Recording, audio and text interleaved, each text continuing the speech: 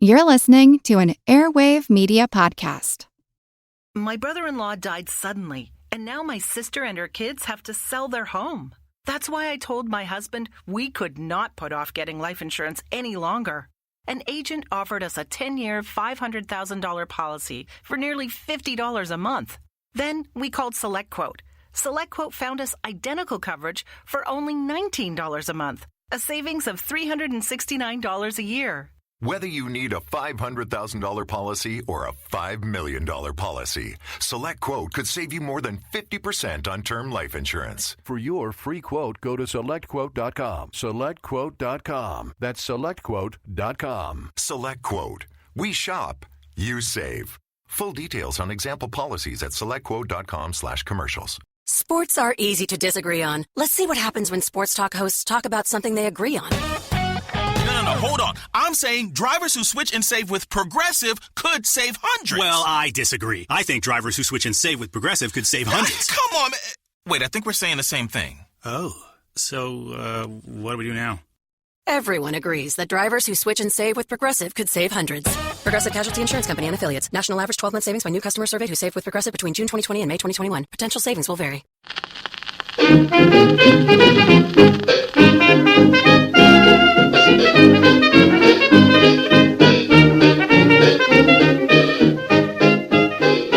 Hi everybody and welcome back to Who Did What Now, the history podcast that is not your history class, with me, your unwell host, Katie Charlwood, mother and reader of books.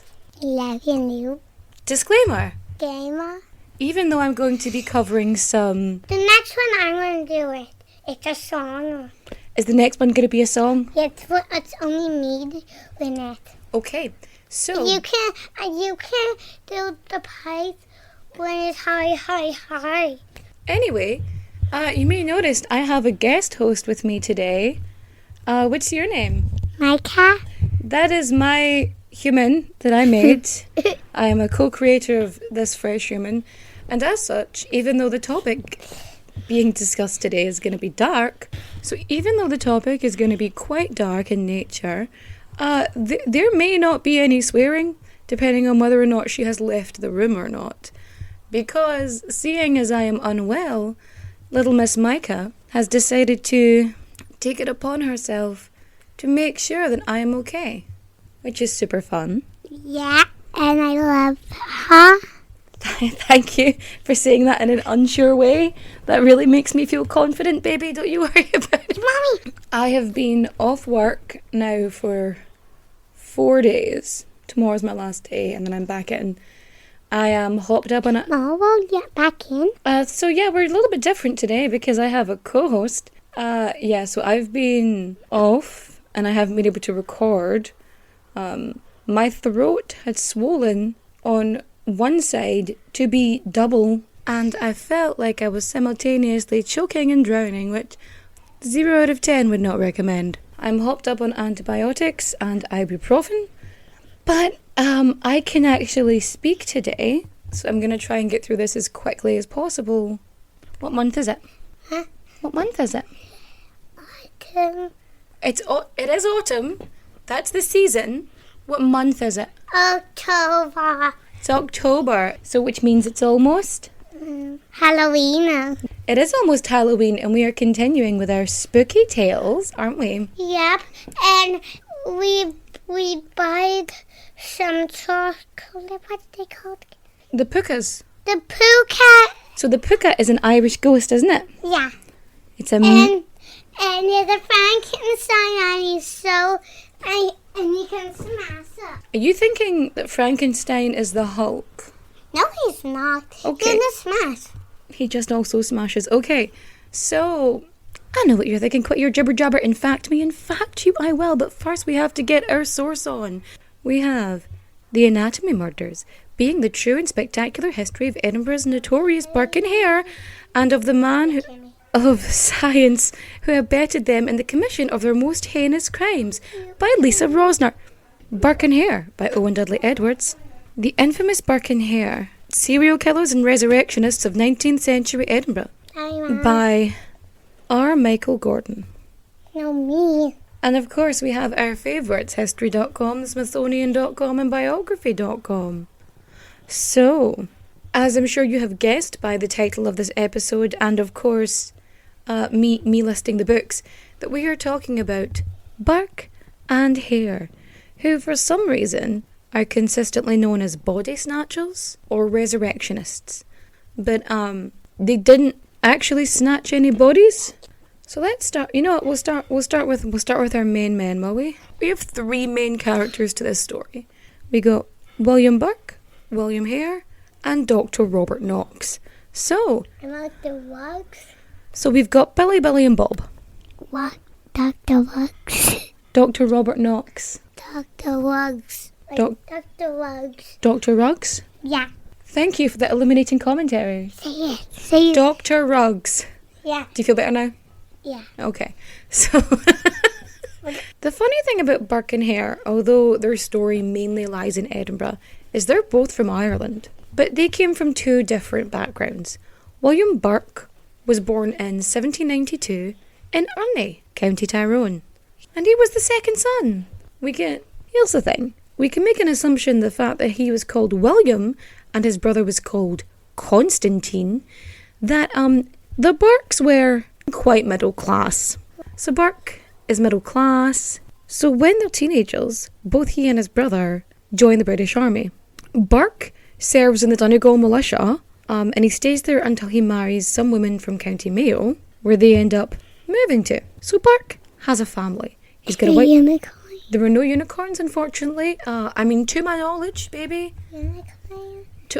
As far as I know, there's no unicorns currently in Mayo. There's unicorn. You think there's unicorns in Mayo? There's one unicorn from the family, from their family. There's one unicorn for the Burke family in Mayo. Yeah. Okay, I'm going to trust your judgment on that one. Basically, he has a wife and kids, and he ends up in this argument with his father-in-law. Something to do with land ownership. I think that Burke was expecting to just claim it because he married into the family, and, the father-in-law was like, no, not doing that. So he does the rational and not at all misogynist thing of, baby, can you cover your ears for a second? Cover your ears, okay? He says, fuck this for a game of soldiers, and gets the nope out of there and heads to Scotland. You can take them off now. Good job. So basically he ends up near Falkirk, meets a lass called Helen McDougall, who he calls Nellie, and she becomes his second wife. Now, I think he just abandoned his first family. I'm not sure divorce was involved at all. Anyway, becomes a labourer, works on the Union Canal, and possibly becomes a bigamist. They end up moving to Tanner's Close in Edinburgh in November 1827, and they basically become street hawkers. They are selling second-hand clothes and stuff to the, people who can't afford new shit. Like a ye old thrift store. Burke then decides to level up a wee bit, becomes a cobbler, because it's always good to have a trade, earning upwards of £1 a week. So, he was seen as a good guy, he carried around a wee Bible, he was at the Presbyterian meetings, and why wouldn't you trust a bigamist with a Bible? You know what I mean? Anywho, person number 2. William Hare. William Hare was a different story. So, William Hare didn't have the same comfortable upbringing as Burke did. The thing about if you're a poor person or a woman from the past, do we have any dates about you? Probably not. So where was William Hare born? How old is he? Still not sure. So he was born somewhere between Armagh, Derry, or Newry. What we do know is his birthday is somewhere between 1792 and 1804. The theory is that he worked in Ireland as a labourer and then travelled to Britain. So, he worked on the Union Canal for years, and then he moved to Edinburgh, where he worked as a coalman's assistant, and then, so he becomes a lodger in Tanner's Close in Edinburgh. So he's staying with Logue and his wife, Margaret. So then, Logue dies in, 1826. So when Logue dies, Hare stays with Margaret. We're not entirely sure if he married the widow or if they were just common law man and wife. Basically, at some point in 1827, William Burke and Nellie go to Midlothian to work on a harvest. They meet Hare, The men's become friends. They all move back to Tanner's Close, where basically they become this fun little foursome. They get this reputation for being like, the drunken Irish and being loud and all that, rowdy stuff. The next person on our list, Dr. Robert Knox. Robert Knox was an anatomist, and he is a fellow at the Royal College of Surgeons in Edinburgh. So basically in 1814, he had qualified as a doctor. He was an army physician at the Battle of Waterloo, and then the Cape Frontier War in southern Africa. Eventually he comes back and he settles in Edinburgh in 1820. A couple of years after that he becomes a fellow at the Royal College of Surgeons of Edinburgh. And Knox is like one of the biggest anatomists in Britain at that point. His work as a teacher and a lecturer, basically our knowledge of anatomy would not be as advanced as it was if it weren't for this man. And, you know what? I'm just going to add this in as well. He had smallpox as a kid, so he was blind in one eye, had some kind of disfigurement as well. So let's get back into the story. Burke and Hare are living on the same street. They're both in Tanner's Close in Edinburgh, Scotland, just to confirm. So Hare at this point is running the lodging house. One of his tenants dies in December 1827 of natural causes. Nothing to be alarmed about. Old Donald, he kicks the bucket. He hadn't gone to pick up his pension before he did that because he had an army pension. So when he died, he still owed £4 in rent. So basically, Hare's like, I need this money. And he tells his pal Burke about it. They decide that they're going to sell the body, the College of Surgeons, effectively. So because old Donald was an elderly army pensioner, the local parish gets a carpenter to provide a coffin, so that they can organise a burial. So Burke and Hare, they put their heads together and they go, all right, let's be smart about this. Instead of putting old Donald into the coffin, they pull the old switcheroo and fill it with tanning bark. So they bury an empty casket full of wood, and hod it and dod it, they take old Donald's body off to the medical school in Edinburgh, where they're pointed to Robert Knox, Professor Robert Knox, Dr. Robert Knox, Bobby Knox, in his socks. That was silly. Knox pays the gruesome twosome £7.10 for Donald's body for the use of study of anatomy. That means that Burke and Hare have made a profit of £3.10. And at this point you're thinking, that's not so bad actually. You can kind of, times were tough. You can understand why they did what they did. This is the last point the two of them are being reasonable. So you're probably wondering why Knox was paying this money for these cadavers. Alright, so the Judgment of Death Act is passed in 1823. And this basically means that the death penalty, the crimes that would get the death penalty, it just massively drops.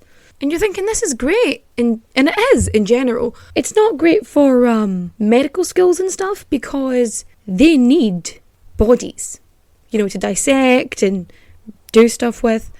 But the demand was definitely outweighing the supply because all of these medical and anatomical schools were only legally allowed to dissect the cadavers of undesirables. So like foundlings, orphans, criminals, so on and so forth, which left them with, a pretty big shortage of dead bodies to cut up. So because, they didn't have such free access to bodies, medical schools would offer financial compensation, to anyone that provided a cadaver. And because there's always someone trying to make money in the easiest possible way, grave robbing becomes this massive deal.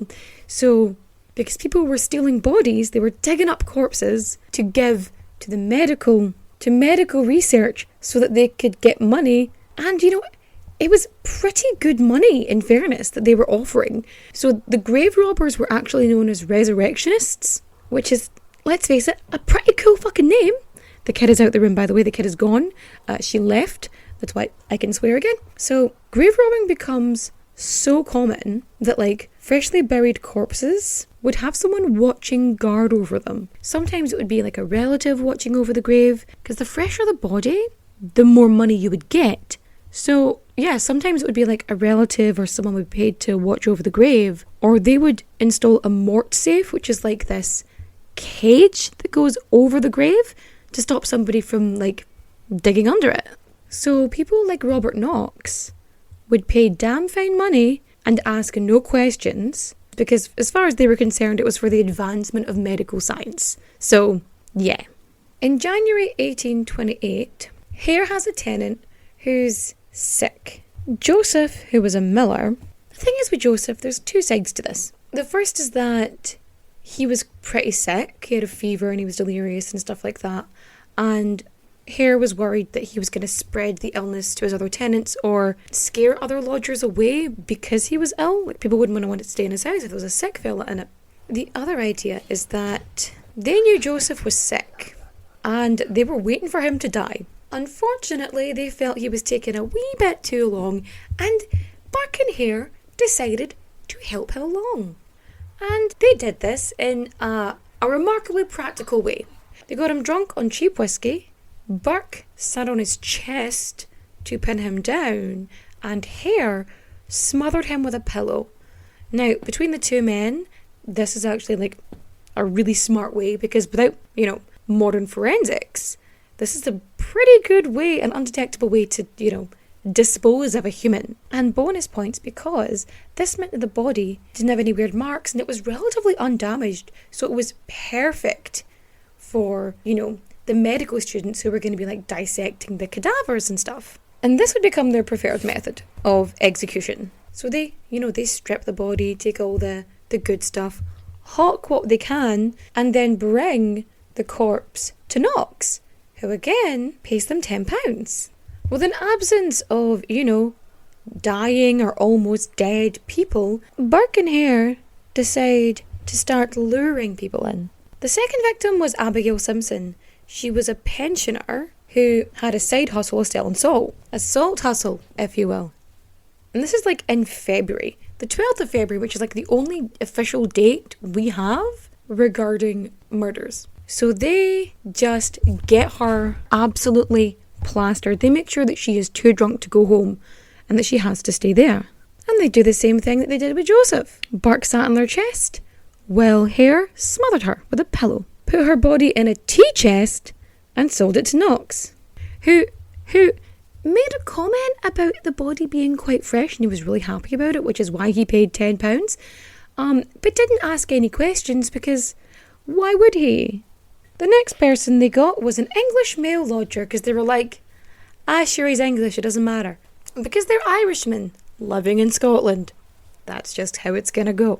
No, so the unnamed English lodger was a travelling seller of matches and tinder who apparently had jaundice. And, Hare and Margaret were like, now, this illness might have a wee effect on business now. We better just...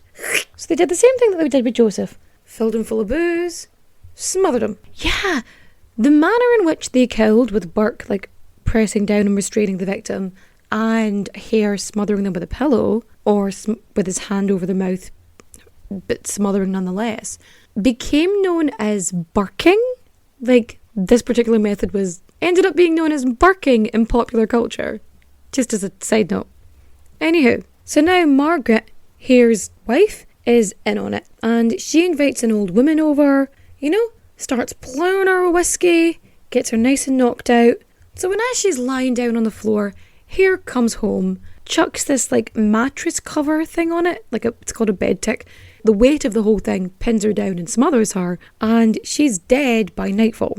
His buddy Burke comes over, they do the thing, they grab the body, transport it over to Knox, and bish bash bosh, another tenner. Mary Patterson, also known as Mary Mitchell, and Janin Brown may or may not have been sex workers. We're not entirely sure, but they go drinking with Burke, and he invites them back to his lodging for breakfast. And off they go. So Mary falls asleep at the table, and Burke and Janet are still drinking and chatting, shooting the shit. And in comes Nellie, who's like, what the actual fuck? Who is this bitch? What are you doing? He is married. Get the fuck away from him. She accuses Burke of having an affair, and they have this massive fight. Burke throws a fucking glass at her face. cutting her in the eye. Janet's like, okay, no, I'm not into this. So she's like, I gotta go, like, now. Didn't know he was married, sorry about this. Girl code, bye. And off she trots. Now, so Nellie is also pissed, and she goes and gets the hares. The trio return to Burke, at which point the two wives are locked out of a room, and Burke and Hare kill Mary. She is also chucked in a tea chest. So they head to the school. The body's still warm, and they're paid £8 by... Being a part of a royal family might seem enticing, but more often than not, it comes at the expense of everything else, like your freedom, your privacy, and sometimes even your head.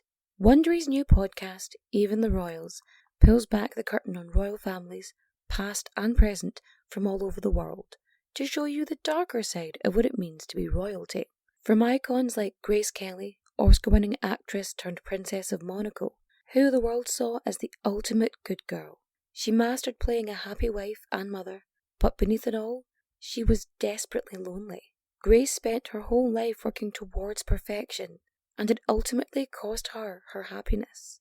Or King Ludwig II from Bavaria. He was only 18 when his father died, leaving the crown to him and a duty to rule that he never wanted. He refused to lead, and used the funds from the royal treasury to further his extreme love of opera, but this choice eventually cost him the crown and his life. Follow Even the Royals on the Wondery app or wherever you get your podcasts. You can binge Even the Royals ad-free right now on Wondery Plus. Now for a limited time, the new $1.99 crispy tender wraps are here at Sonic. Who could deny a crispy chicken tender with bold flavors like hickory barbecue and cheesy Baja? And we can't forget the crisp lettuce and melty cheese to make the perfect bite. Wrap yourself up with some TLC, tender, love, and chicken for only $1.99. Sonic $1.99 crispy tender wraps. Tax not included, limited time only at participating Sonic drive-ins. One of Knox's assistants, Ferguson, who's like, where did you get this body? Because she seems really familiar to me.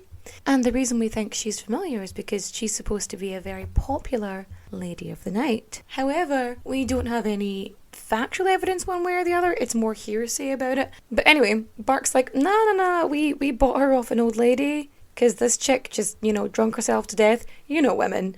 And Ferguson's like, cool. So when Knox sees her body, he's like, absolutely fantastic, 100%. This is a great corpse. I'm gonna keep it. So he actually does. He preserves it in whiskey for 3 months before it actually gets dissected. Janet Brown, the friend, she heads back to Burke's after Mary doesn't return home. And they tell her, you said she'd buggered off to Glasgow with a travelling salesman? Okay. The next person on the chopping block was Mrs. Haldane, another one of Hare's lodgers. She gets absolutely sloshed, so much so that she doesn't even make it inside the lodging house. She actually falls asleep in the stable. And they're like, well, this is convenient. They smother her and sell her to Knox. A few months later, her daughter Peggy ends up lodging with Hare because she's looking for her mum. She's trying to figure out where she is. So she ends up getting absolutely shit-faced with Burke, at which point he just kills her without any assistance from his buddy Billy Hare. And because, Hare didn't assist in the process, he also wouldn't be receiving the financial compensation. Yeah, so he kills her, puts her in the tea chest, takes her to Knox, he gets paid £8. Next victim, another lodging old lady. And, again, same MO. Gets drunk, passes out, Burke kills her on his own. He brings her body to Knox, gets £10. The next person was Effie, a cinder gatherer. Basically, she would, scavenge through bins and garbage to, find, scraps to sell. Burke actually knew her personally. She used to sell him leather scraps because he was a cobbler. So Burke lures her into the stable with whiskey, gets her drunk, and then he and Hare Burke her, effectively. Again, she's brought over to Knox. They get £10. The next victim is just so fucking unlucky. So a police constable is helping this absolutely wasted woman, get back to her lodgings. So Billy Burke tells the Bobby, don't you worry, I'll get her home. Don't you worry about it. And he's like, fantastic. So instead of taking her home, 3 guesses as to what happened next. Did he A, just leave her somewhere, B, help her home, or C, take her back to Hare's house where they murder her? Congratulations, you are correct. That was indeed option C. She was murdered. Anyway, they bring her cadaver over to Knox, get another tenner. The next 2 murders were again lodgers, an old woman and her mute grandson.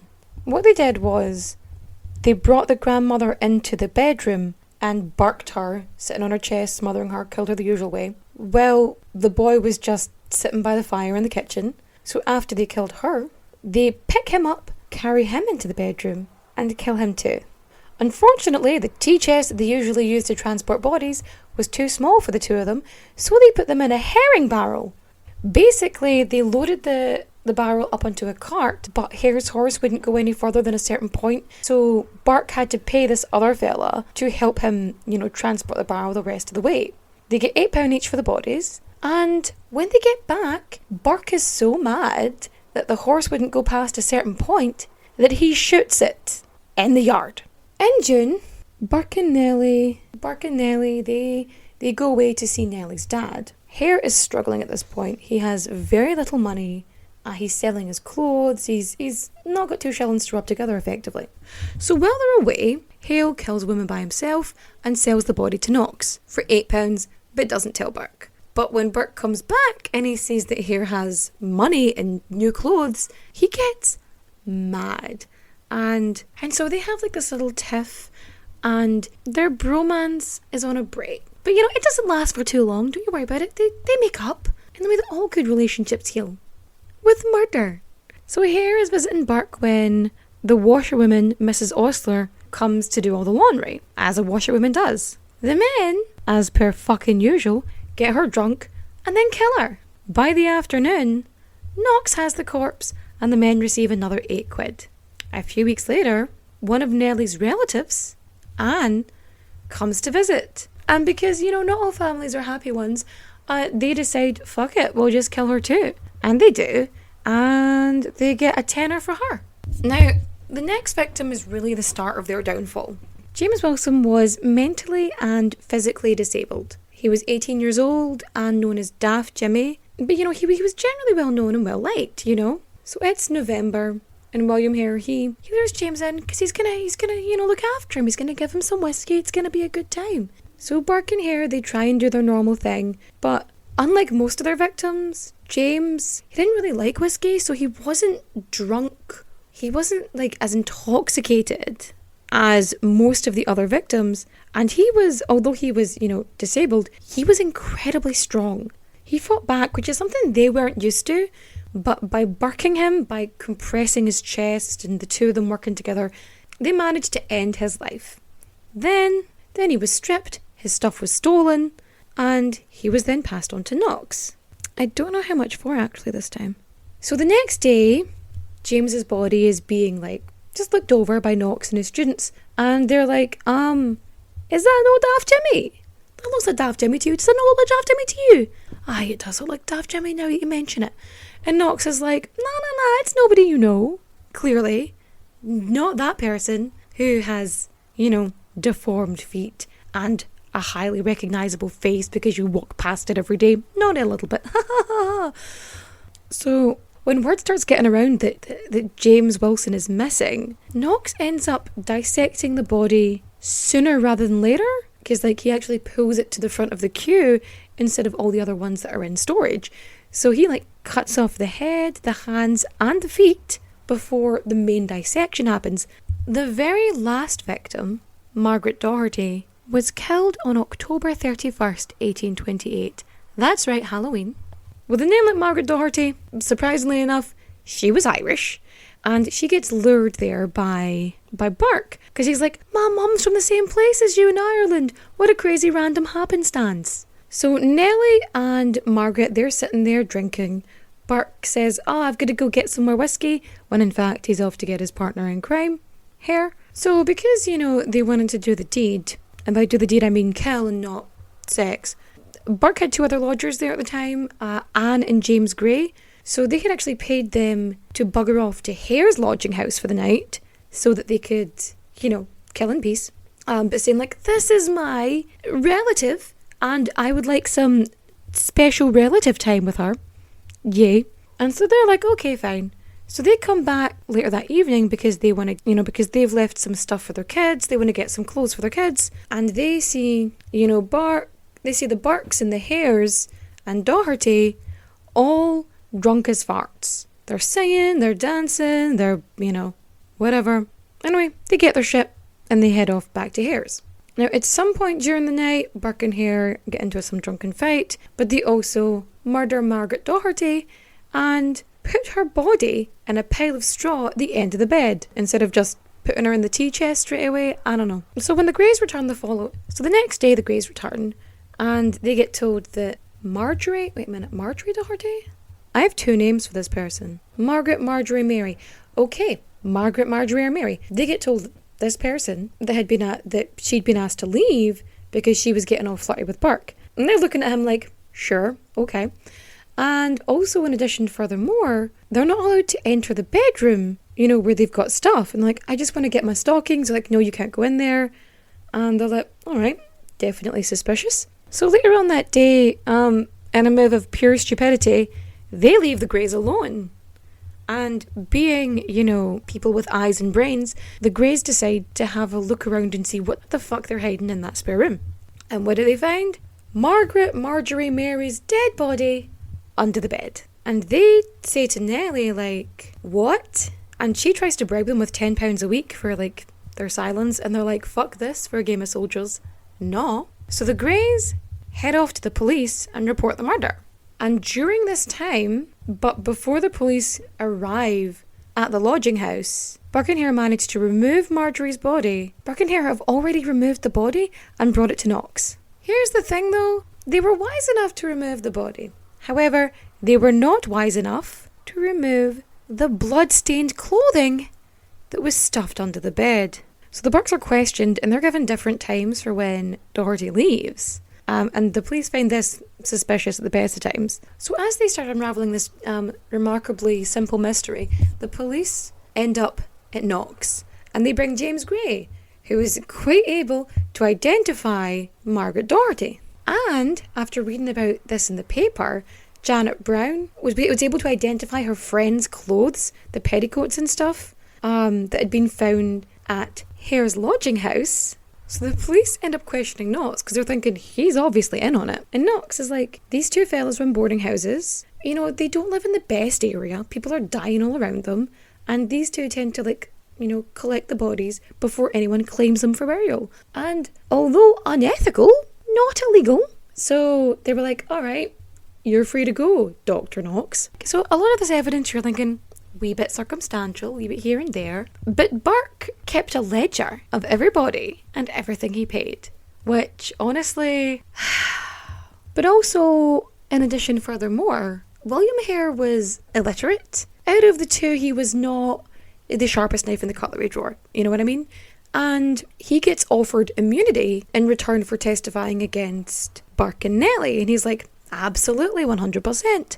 So Burke is charged and convicted of the murders of Marjorie Doherty, Mary Patterson, and James Wilson.